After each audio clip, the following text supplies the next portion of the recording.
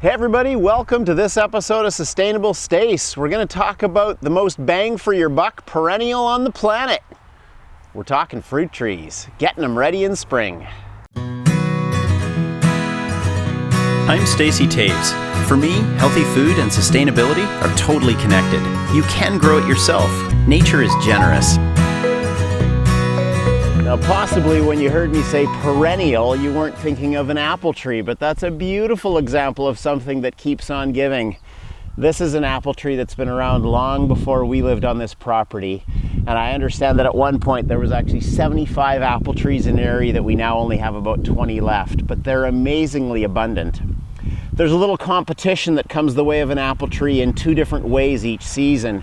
One is you get sucker shoots on the ground like this that are going to compete with the rootstock, and they're never really going to produce real trees, so every one of them is going to suck away and draw away energy from what you really want, which is apples up above. So the first thing I'd want to do is cut away all of these sucker shoots, and I'm just going to use my pruning shears, and I won't make you sit and watch for 7 minutes while I trim them away. And then I'm actually going to cut the grass really short around the tree, put down coffee sacks and cover it with bark chips, and that's going to just suppress a bit of the grass, which will also take away some of that competition, so that at the ground level with no sucker shoots and no grass growing underneath the branches, the tree's going to get all the nourishment that's in the soil for itself rather than having to share it with the others. Then up above, there's some other competition to deal with, and that's the water shoots that grow straight up off the branches. They're not going to produce fruit, they're going to detract from producing fruit, so you got to get up in the branches as well. Let's take a peek at that for a moment. So when we've addressed the ground with the sucker shoots for the tree, the apple tree, and the grass being mitigated, then the other thing to do is get up in the branches. And what you see here is a whole pile of locations where branches are growing, but they're not ones I would want to produce fruit. So at an angle, not straight up, because you want the water to run off when it rains, I'm just going to cut all those branches off, because I don't want them trying to produce fruit, detracting from where I do want the fruit more at the ends of the branches. The other thing is you want airflow and light flowing into the tree, so you don't want to fill up these spaces where air is going to be restricted and where light's not going to enter. So you start doing that. It can take some time, right? But if you do that well, you're going to see so much more fruit come onto your trees.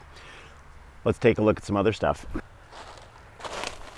Hey guys, when it gets to fruit tree pruning time, which most people do in spring when the sap's just starting to flow, it's better than doing it in the middle of winter when it's the coldest, because it's better to heal up the wounds that are made in the tree when you cut. When you get to that time, you'll discover that if you're doing a really serious pruning looking around your tree and you're finding all sorts of little branches and nubs to take off, there's a whole lot of little pieces that are going to be falling to the ground. You want to find a way for my kids to get choked up at me.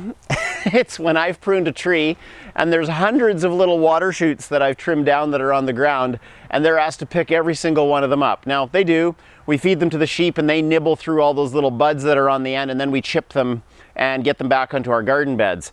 But though those are very valuable, they're very time consuming to pick up. So the little tip and trick from Sustainable Stace on this side of it is just get a tarp or a ground sheet, put that down underneath the area that you're targeting, and then when you're clipping away like that, it's falling right onto the tarp, and you're gonna have way less work.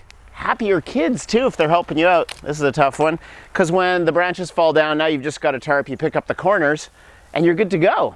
So another way to rock it in the spring. And you guys, speaking about what's going on underneath a fruit tree, it's really critical to address, as you know I always do, the health of the soil, because that's going to create the health of the plant. And fruit trees, you know, they're in it for the long game, and you are when you plant one. So a great way to care for your fruit trees, and something I'm trying to do with all my trees starting this spring, is under the drip line, or the area that's kind of the size of the branches, which is likely the size of the roots down below, is protect and preserve what's there. So this just looks like a pile of stuff, and it is, but it's a very intentional pile of stuff. Underneath the perimeter of this tree, I've put manure down that's like straight energy that's going to go into the soil, and that's gone right on top of the grass, which I'd cut after I'd cut up the shoots that had come up around the base that would rob energy from the tree. Then under here, there's cardboard. You see there's some cardboard. So that's on top of the compost and manure, and then on top of that, I've put tree trimmings.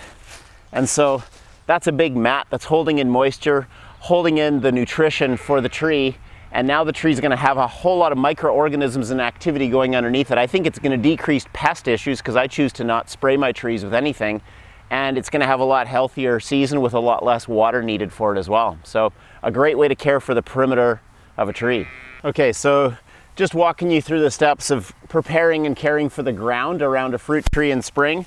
I've taken away all the little shoots that were growing up around the base that would take away energy. Just take 1 or 2 more of these little energy suckers out of here. And when those are gone, then we're almost ready for the next step. So that's how we're gonna start off. Just get rid of all these guys, get them out of the way. You've stopped the energy being robbed. So that's step 1. Then once we've cleared out all those energy suckers that are around the perimeter, the next thing I do is get a load of manure and compost like I've got here, and just cover the whole drip line with that straight onto the grass or whatever's on the perimeter.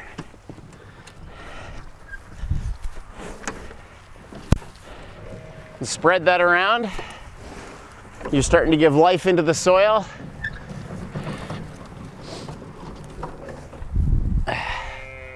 Get that all spread. And you're wrapping up step 2. It's pretty easy so far, isn't it? I would guess that the next step's even easier than spreading compost manure. It's just covering that perimeter with cardboard. You're holding in the moisture and the nutrition, and you're basically suppressing any weeds or grass that are down below. So get a nice perimeter as big of an area as you want to cover with cardboard. You've done another step. We're rocking. And the next thing you're going to want to do is just cover that cardboard with the best possible organic matter you can, and the best is like tree chippings and tree leaves. Just put forest back around the tree so it feels like it's at home, right? So depending on how big the perimeter is and how deep you want to do it, you might need more than one load. My sense is this is probably going to be a 2-load system. So there's number 1. All right, and here comes load number 2.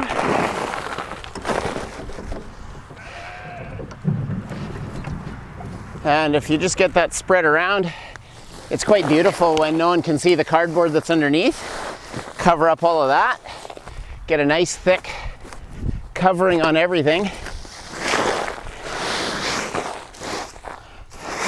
And now you're holding in lots of moisture, and the tree is loving it.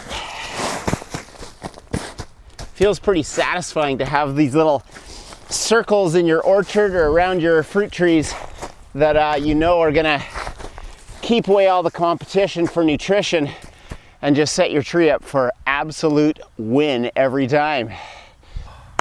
Well guys, that's about a wrap for this episode of Sustainable Stace on just getting your fruit trees dialed in spring. Just as a recap, we've looked at the sucker shoots that come up out of the ground around the base of the tree and getting rid of those, and then the water shoots that come up off the branches. In both cases, those shoots rob energy, and we've looked at just saving a little time and energy and keeping the kids happy by putting a ground cover down when you're trimming off your water shoots and doing your basic pruning, so the tarp can be picked up and easily get the magic out of the way. And then we've just talked about putting a perimeter on a cute little fruit tree like this so that you get rid of the competition and get in some cardboard and some mulch on top of some nutrition. So that's a really nice way to get your fruit tree set up for success in spring. So I hope that you find that hopeful, helpful, and healthy. Thanks a lot for watching. Well guys, I think that's a wrap. Thanks a lot for watching this episode of Sustainable Stace. If you've been watching it on YouTube, could you do yourself and myself a favor? Hit the subscribe in your bottom right. Every time we put out another resource, you'll get an email letting you know it's there. Thanks for watching and being hopeful, helpful, and healthy with me.